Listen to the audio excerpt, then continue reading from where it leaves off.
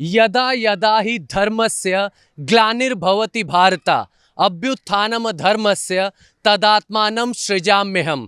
जब जब इस पृथ्वी पर धर्म का नाश होगा और अधर्म बढ़ेगा, तब तब मैं इस पृथ्वी पर स्वयं का सृजन करता रहूँगा और नर रूप में अवतरित होता रहूँगा। आज से 5000 वर्ष पूर्व द्वापर युग में अष्टमी तिथि को 8वें पहर में भगवान श्री कृष्ण कंस के कारागार में माँ देवकी के गर्भ से जन्म लिए और धर्म का कल्याण करने लगे, मानव जाति का उत्थान करने लगे। तो चलिए भगवान विष्णु के 8वें अवतार भगवान श्री कृष्ण की अद्भुत लीलाओं का दर्शन आज हम आपको कराते हैं, साथ ही साथ भगवान श्री कृष्ण की जीवन यात्रा की कहानी भी सुनाते हैं। सूर्य पुत्री यम देवता की बहन माँ यमुना इस वक्त भले ही आपको शांत और कलकल ध्वनि में बहती हुई नजर आ रही होंगी, लेकिन द्वापर युग में अष्टमी तिथि के 8वें पहर के रोहिणी नक्षत्र में जब प्रभु श्री कृष्ण ने जन्म लिया था, उस वक्त माँ यमुना अपने विहंगम विकराल रूप में थीं। लेकिन भगवान श्री कृष्ण को लेकर जब वासुदेव इस यमुना नदी के भीतर प्रवेश करते हैं, तो प्रभु श्री कृष्ण के चरण कमलों को छूकर माँ यमुना स्वतः ही शांत हो जाती हैं। प्रभु श्री कृष्ण और माँ यमुना का एक और भी नाता है। प्रभु श्री कृष्ण भी श्याम वर्ण है और माँ यमुना भी श्याम वर्ण। भगवान विष्णु के 8वें अवतार और माँ देवकी और वासुदेव की 8वीं संतान के रूप में भगवान श्री कृष्ण इस पृथ्वी पर अवतरित हुए थे। और अभी आप देखिए कि यहाँ पर भगवान श्री कृष्ण की और माँ राधा की अद्भुत अलौकिक प्रतिमा का दर्शन आप कर सकते हैं। सिर पर आप देखिए मोर पंखी मुकुट, हाथों में बांसुरी और शरीर पर आभूषण, अद्भुत वेशभूषा आपको नजर आ रही होगी। भगवान श्री कृष्ण के चरण पादुका पे माँ तुलसी भी आपको विराजती नजर आ रही हैं। भगवान श्री कृष्ण को तुलसी अति प्रिय थी। इसके अलावा माखन, गाय, गोपियाँ, ये तमाम चीज़ें भगवान श्री कृष्ण को बहुत रास आती थी। माँ राधा भी अपने अद्भुत रूप में आपको दर्शन दे रही हैं। चलिए भगवान श्री कृष्ण की कुछ अद्भुत अलौकिक लीलाओं के बारे में जानते हैं, जो उन्होंने गोकुल, वृंदावन, मथुरा और द्वारका में रची थी और की थी। 16 कलाओं में पूर्ण अवतार भगवान विष्णु के भगवान श्री कृष्ण। कुछ बताइए, पूतना का वध उन्होंने कब और कहाँ किया था? इसके अलावा हम बात करें गोकुल की, तो उन कहानियों के बारे में बताएं, प्रभु की लीलाओं के विषय में। हरे कृष्णा। सबसे पहले आप सभी लोग को हरे कृष्णा। तो भगवान श्री कृष्ण की जन्माष्टमी जो है अभी आने वाला है, तो इस अवसर पे भगवान की बहुत सारी लीलाएं हुई। तो सबसे पहले हम जानते हैं कि भगवान का कैसे जो है मथुरा में जो है कंस के कारागार में जो है जन्म हुआ था, और फिर वहाँ से जो है भगवान को जो है गोकुल ले जाया गया। तो जब आपने जैसा कि पूछा कि पूतना का लीला क्या है, तो जब भगवान केवल 6 दिन के थे, उसी समय कंस जो है भगवान को मारने के लिए एक राक्षसी भेजते हैं जिनका नाम पूतना था। तो पूतना जो है बहुत ही विशाल राक्षसी थी, लेकिन वो जो है बहुत ही सुंदर रूप धारण करके, गोपी रूप धारण करके भगवान को गोकुल में प्रवेश करती है। और इस प्रकार से प्रवेश करती है कि किसी को डाउट ना हो कि मतलब वो जो है भगवान को मारने के लिए आई है। पूतना वो किस लिए प्रसिद्ध थी? क्योंकि वो जो है जितने भी वो जो है शिशुओं को मार करके उनका खून पी जाती थी। तो इसलिए कंस ने जो, क्योंकि भगवान उस समय छोटे बालक थे, तो और कंस को भी नहीं पता था कि कहाँ पे कृष्ण अभी उपस्थित हैं, तो वो जो है पूतना को आदेश देता है कि जा करके गोकुल में जितने भी छोटे बच्चे हैं सभी का जो है वध कर दो। तो पूतना जो है इसी पर्पस को पूरा करने के लिए गोकुल में आती है, और फिर वो बहुत ही सुंदर स्त्री का रूप धारण करके गोकुल में प्रवेश करती है। और सभी लोग वहाँ पे, सभी को लगता है कि पूतना जो आई है वो साक्षात लक्ष्मी जी है, और जो है वो भगवान को अपना दूध स्तनपान कराने के लिए आई है, और कोई भी जो है पूतना को रोकता नहीं है। और जब माँ यशोदा और फिर रोहिणी जी भी देखती हैं, तो वो भी अलाउ कर देती हैं कि ठीक है, साक्षात लक्ष्मी जी आई हैं मेरे पुत्र का दर्शन करने के लिए, तो फिर वो भी अलाउ कर देती हैं। और फिर भगवान के पास जब वो जाती हैं, तो भगवान जो है उस समय सोए रहते हैं, और पूतना जो है भगवान को अपने गोद में उठा करके उनको अपने स्तन का दूध पिलाना शुरू करती है। तो बहुत ही सुंदर श्लोक आता है श्रीमद् भागवतम में कि भगवान की करुणा का उसमें वर्णन है कि अहो बकीयम स्तन कालकूटम जिघान से आया यद्यप्य साध्वी लेभे गतिम धातृचिता तत्वन्यम कम्बा दयालु शरणम रजेम। तो इसमें भगवान की करुणा का वर्णन है कि भगवान मतलब कितने दयालु हैं कि भगवान को पता था कि ये पूतना जो है किस पर्पस से आई है, मुझे मारने के लिए आई है। लेकिन भगवान देखते हैं कि अहो बकीयम, तो इसमें वर्णन किया गया है कि जो पूतना थी वो बकासुर की बहन थी, इसलिए इसको बकी बोला गया है यहाँ पे। स्तन कालकूटम, तो अपने स्तन पे कालकूट जो सबसे विषैला सर्प होता है, तो उसके विष को लगा करके लाई थी कि मतलब उनके भगवान के बचने का कोई चांस न हो। लेकिन प्रभु की लीला अपरंपार है। प्रभु ने जो वेश बदल करके वहाँ पर पूतना राक्षसी आई थी उसको पहचान लिया और उसका वध भी किया। लेकिन बात अगर गोवर्धन की जाए, गोवर्धन लीला भी अद्भुत है। प्रभु ने इंद्र के गुस्से से गोवर्धन वासियों को बचाया था, तो उसके विषय में कुछ बताएं। ये किस वर्ष की अवस्था में? और जो पूतना लीला हुआ था ये विशेष रूप से जब भगवान केवल 6 दिन के थे। तो हम देख सकते हैं कि भगवान को मतलब शक्ति, भगवान हमेशा से ही सर्वशक्तिमान है, शक्तिशाली हैं।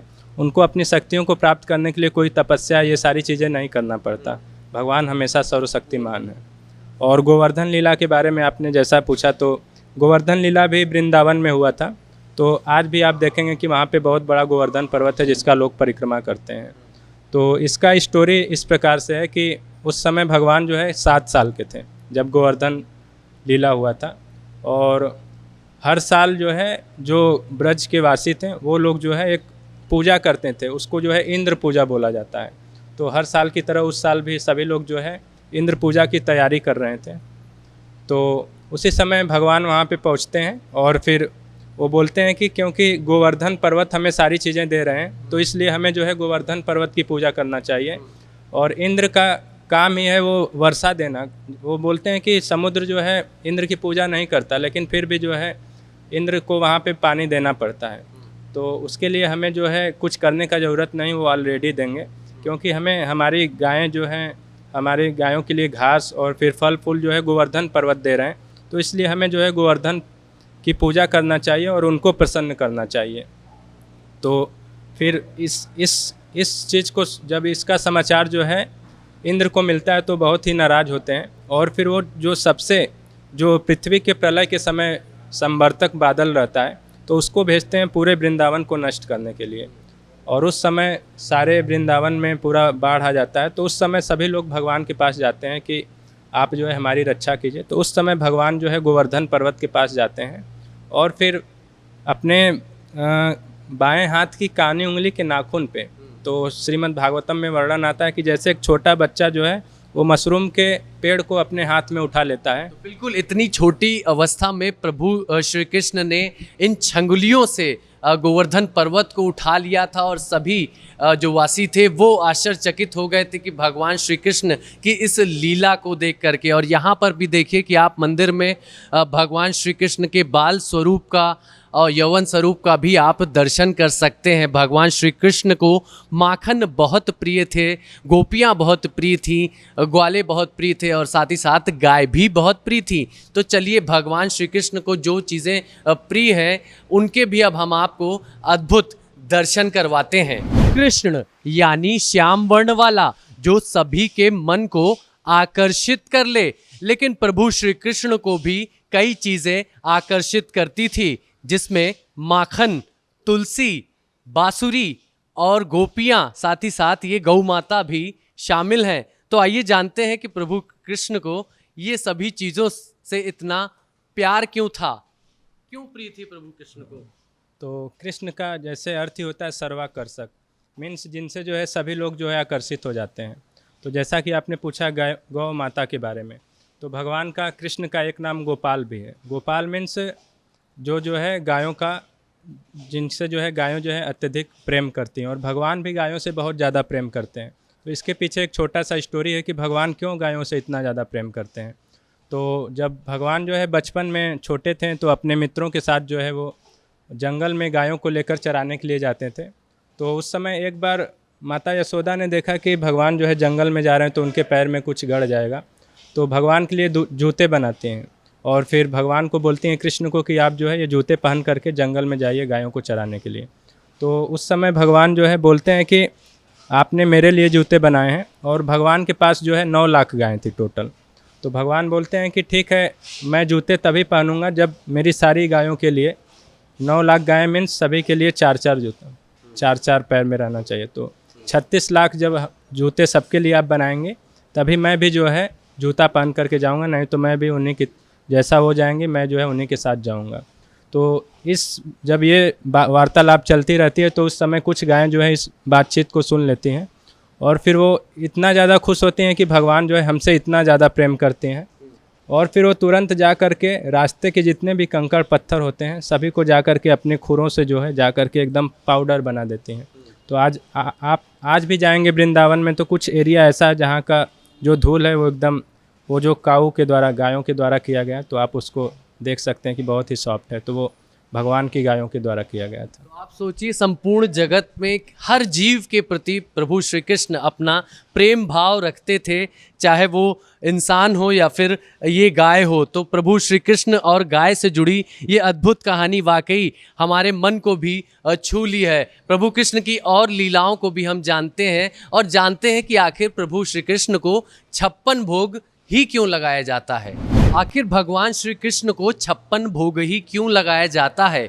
गोवर्धन लीला के वक्त ऐसी कौन सी घटना हुई जिसके बाद 56 भोग भगवान श्री कृष्ण को लगाया जाता है? आप बताइए इसके पीछे की क्या कहानी है। हरे कृष्णा। तो जैसे कि बहुत ही प्रचलित कथा है ये कृष्ण की कि उन्होंने गोवर्धन पर्वत उठाया। एक बार इंद्र को ऐसा मान हो गया, तो काफ़ी बड़ी कथा है, इसको संक्षिप्त में ऐसे ही बता सकते हैं। तो उसने अपना प्रभाव दिखाने के लिए किया, तो कृष्णा ने भी गोवर्धन उठाया अपने। यहाँ पे छोटी सी चीज़ हमसे एक पल के लिए नहीं उठती। कृष्णा ने अपने लेफ्ट हैंड के सबसे छोटी उंगली की नख पे उठाया, नख ऊपर गोवर्धन धारी, उन्होंने गोवर्धन उठा लिया। तो अभी गोवर्धन उठा लिया, वो एक अलग पास टाइम में बताता हूँ। यशोदा मैया क्या, यशोदा मैया कृष्णा के उठने से भोर में जैसे कृष्णा उठता था तो उसको भोग तब से लेकर के सोने के पहले तक का भोग पूरा लगाती थी। तो 8 पहर डेली 8 पहर 8 भोग लगाती थी। और अभी गोवर्धन लीला जो वो 7 दिन तक चला कंटिन्यूस। तो अभी कृष्णा कैसे खा सकता है कुछ भी। तो ऐसे लीला भी हुई कि सब गाँव वालों ने बोला कृष्ण तुम खड़े हो, थक गए होगे, जाओ भी तुम प्रसाद ले लो, भोग ले लो, कुछ खा लो।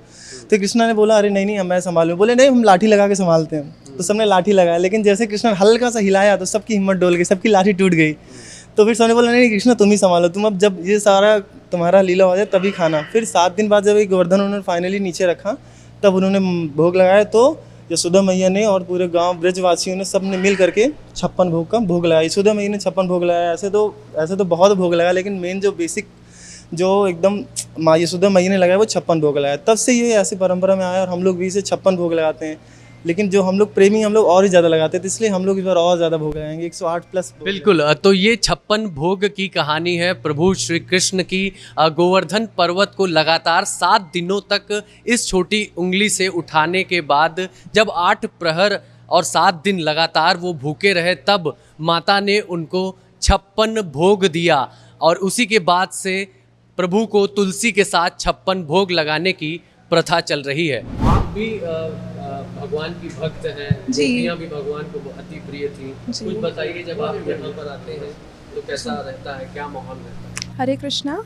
यहाँ पर आके जो सेटिस्फैक्शन, जो उल्लास और जो मन में जो फीलिंग आती है ना वो कहीं और नहीं आती है। और जैसे हम लोग यूनिवर्सिटी के स्टूडेंट्स हैं, तो हम लोग मतलब ऐसे हफ्ते भर क्लास जाना, ये सब करना, और फिर लास्ट में वीकेंड पे यहाँ पर आते हैं, तो लगता है कि जैसे स्पिरिचुअल कैप्सूल होता है ना, जो हम लोगों को एकदम वापस से पॉप अप कर देता है, वापस से एनर्जी दे देता है, चार्ज कर देता है, एकदम वैसा यहाँ पे आके लगता है। बिल्कुल एनर्जेटिक कर देता है हम लोग को आके, और लगता है कि ये बहुत इंपॉर्टेंट पार्ट बन गया है लाइफ का, इसको कभी हटा नहीं सकते। कृष्ण के लिए तो कृष्ण तो सब कुछ है, उनके लिए क्या ही बोलें। अब वो जब से हम जुड़े हैं कृष्णा कॉन्शियसनेस से, तब से जो एक्स्ट्रा ऑर्डिनरी फीलिंग है वो पहले कभी नहीं आई, पर अब जो आई है वो उसको फिर शब्दों में शायद बयान न कर पाएँ। आप भी कुछ क्या कहना चाहेंगे कृष्ण जन्माष्टमी पे? सबसे पहले हरे कृष्णा, आप सभी को जन्माष्टमी की बधाइयाँ। और आप लोग आइए, टेंपल में आइए, अपनी सेवा दीजिए। और प्रभुपाद जी ने बोला है कि अगर हम कृष्ण को के लिए 1% कुछ भी करते हैं तो कृष्ण हमें 100% करके लौटाते हैं। तो आप लोग भी आइए, यहाँ पे सेवा कीजिए। हरे कृष्णा। कृष्णाय गोविंदाय हरे परमात्मने प्रणतक क्लेश नाशाय गोविंदाय नमो नमः। और देखिए भगवान श्री कृष्ण की भक्ति में डूबे नजर आपको भक्तगण नजर आ रहे हो। भगवान श्री कृष्ण की लीलाएं कुछ ऐसी हैं कि सभी मंत्रमुग्ध हो जाते हैं, और भगवान श्री कृष्ण के शरण में जो आता है, उनके चरणों की धूल जो लेता है, उसे स्वयं मोक्ष प्राप्ति होती है। तो भारत एक्सप्रेस भी जन्माष्टमी की आप सभी को हार्दिक शुभकामनाएं देता है। वीडियो जर्नलिस्ट संजीव कुमार मिश्रा के साथ अभिषेक पांडे, भारत एक्सप्रेस।